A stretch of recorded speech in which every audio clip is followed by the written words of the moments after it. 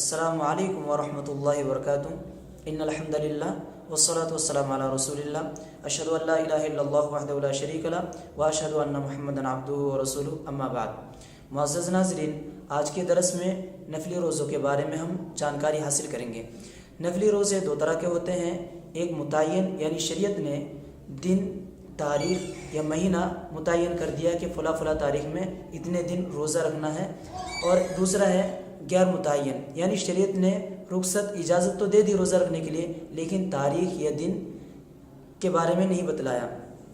تو دونوں طرح کے روزوں کے بارے میں آج ہم جانکاری حاصل کریں گے۔ نفلی روزوں میں جو متعین ہے وہ رمضان المبارک کے بعد شوال کا جو مہینہ آتا ہے اس میں 6 روزے رکھنا، اسی طرح ہر ہفتے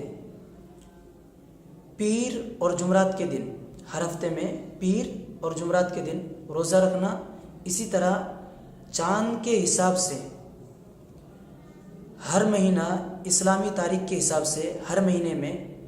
13، 14، 15 تاریخ کا روزہ رکھنا، اسی طرح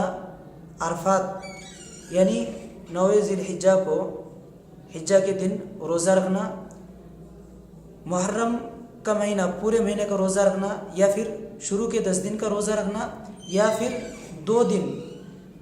9 اور 10 تاریخ کا روزہ رکھنا۔ اگر اتنا بھی نہ ہو سکے تو کم از کم یوم عاشورہ 10 تاریخ کا روزہ رکھنا محرم کے۔ اس کے علاوہ شعبان کا مہینہ شروع سے لے کر آخر تک 2 دن چھوڑ کر یا 1 دن چھوڑ کر پورے مہینے کا روزہ رکھنا، یعنی 1 تاریخ سے لے کر 27، 28 تاریخ تک روزہ رکھ سکتا ہے۔ یہ دن ہے جن کے بارے میں شریعت نے متعین کر دیا کہ ان دنوں میں اس طرح نفلی روزے رکھنا ہے۔ اب کوئی شخص اپنے طرف سے کوئی دن متعین کر کے اگر نفلی روزہ رکھتا ہے تو شریعت نے اس کے بارے میں سختی کے ساتھ منع